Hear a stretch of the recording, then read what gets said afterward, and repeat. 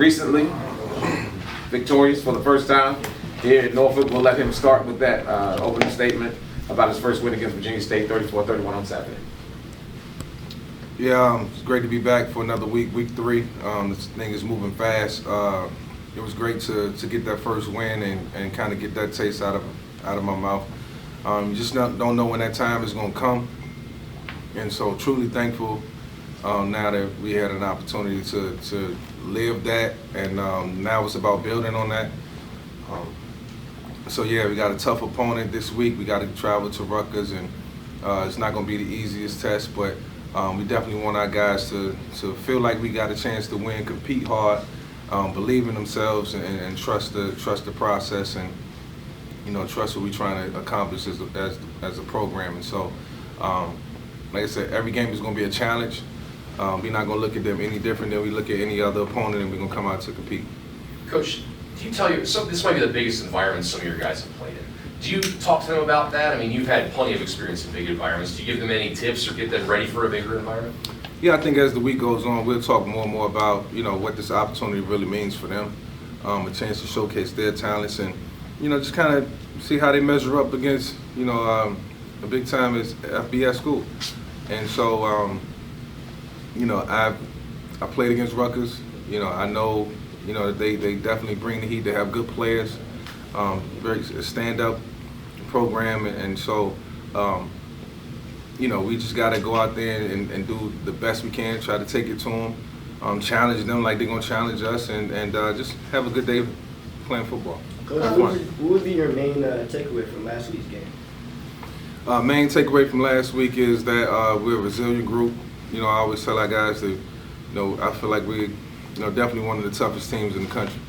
And sometimes I think that hurts us, but I want them to stand on that and know that it's going to always be a full-quarter game, regardless of what happens. You may come out 21-0 in the first quarter. You still got to finish. So it's not how you start; it's how you finish, and we'll live with that mantra. Coach, I asked Khalif this question a second ago, and I want to ask you the same question. Your first 2 games have been home wins, and now you're going on your first away game. How are you guys preparing for and anticipating that change in the atmosphere? Yeah, definitely want to embrace being on the road. It's never easy to go on the road and win from personal experience, and I'm pretty sure that our players can tell you the same thing. When you go into somebody else's house, you got to earn every blade of grass, and so we don't want to make this bigger than what it is. Just the location is going to change. It's going to be a day game. It's not going to be a night game, and just go in there and try to adapt, let it fly, weather the storm, and when it all settles down, just know, it's you and them, and don't look at it any different. What does a game like Rutgers, a Power 4 program, do for this program, especially with all the extra attention that's going on around it? But overall, what does that stage mean for this program? Yeah, I mean, it's a big stage, and obviously the goal is to perform on the big stage, but for these guys, this is something they'll be able to look back on years from now and say, I had the opportunity to go play against a Rutgers football team that was, a tough football team, and we knew that coming in, but, we went out there, we played our tails off, and so I want to kind of leave it at that. But at the same time, giving them credit and also giving yourself credit as well, like for being here and having the opportunity to do this. And so, we're not going to leave any stones unturned this week. We're going to prepare for them just like they're going to prepare for us, and we're going to come out and we're going to go to battle. Coach, I want to take you back to last week's game. What kind of made you decide to take the defense after winning the coin toss? What's that? What kind of made you decide to take the defense after winning the coin toss? It's a traditional thing that I've started within myself. It might change on the road, but at home, I'm more so of a the first to the second half type. I've been around that. I know, it's a method behind that, and just get the defense on the field first and try to get a stop and try to, strategy-wise, try to gain an advantage on the opposing team, and so. I can't say it's going to be that way on the road. Maybe on the road I might want to get the ball first and just try to take their crowd out of it. But, that'll be a field thing once we get closer to the game. You used the word opportunity. Sorry, Trey. You used the word opportunity several times. Is that kind of what you're harping on with the guys this week, that you really want to focus? This is an opportunity for us to go in there and kind of make some noise? No, it's not about, just opportunity to go make some noise. It's the opportunity to go compete. and see how good you really are.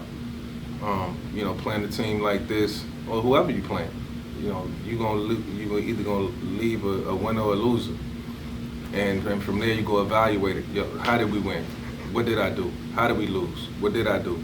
And take something away from it. You know, this is not about an opportunity to go play on the big stage. What does that do if you don't produce? So it's more so about, you know, competing, measuring yourself, and hopefully for us a game that's going to build character for us. I know you said yesterday that you were planning on making a decision on whether Izzy Otto will start this week. Have you made that decision already, or what does it look like? Yeah, I have. We'll start the game this week with Otto. We'll give him a chance to go out there and you know, be out there from start to finish, hopefully, and you know, barring his health, and just you go out there and just try to relax and get a feel for the game. And so I always hang on the fact that we got two good quarterbacks, and now it's an opportunity for Israel to learn vicariously and take every single rep serious, whether it's on the second team, whether it's on the scout team.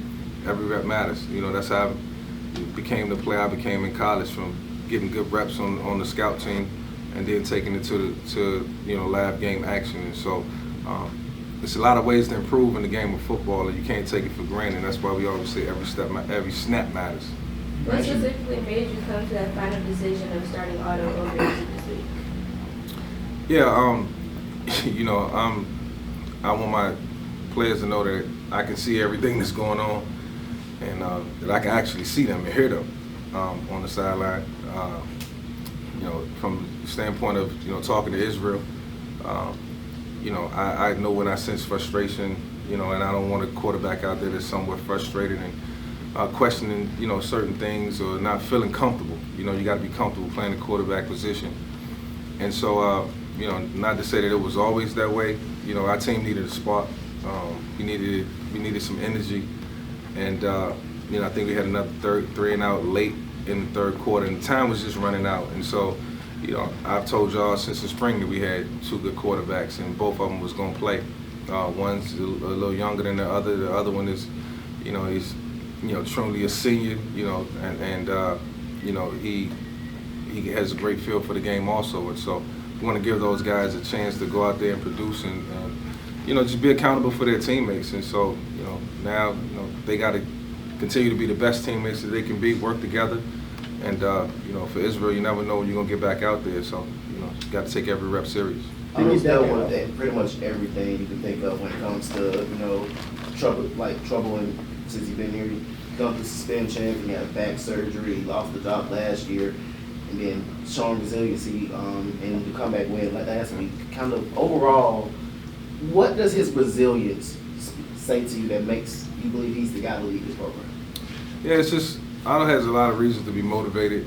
And, you know, being his senior year, you know, he's taking everything serious down to, you know, every conversation that we've had leading up to this point. And, you know, the one thing I respect about him is, you know, and all our quarterbacks, but Otto in particular, you know, he speaks his mind. You know, we have, you know, real heart-to-heart conversations, and sometimes it's not good, sometimes it's motivating, sometimes he motivates me, sometimes I motivate him, but that's my job with all my quarterbacks, is to make them feel comfortable, you know, not always vulnerable, and give them the best, you know, the opportunities to go succeed, make them believe that they can succeed, and make them believe that every rep that they take, every snap that they take matters in terms of, you know, where they are now and where they want to go. So you're just going to keep pushing and working hard, trying to get better. We have time for one more question. You mentioned playing record as a player.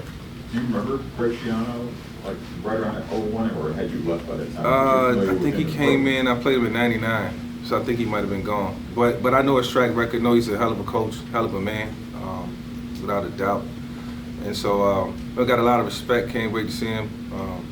But, you know, look forward to competing, man. I'm happy for him and where he's at, happy for the team, but also excited for us, man, that we get a chance to travel to New Jersey and you know, play a team that I played in, I think, my fourth or fifth college game, and, you know, I will say this, all hell broke loose.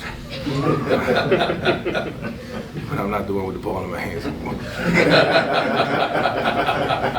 Thank you, Coach. All right, Appreciate you, Coach.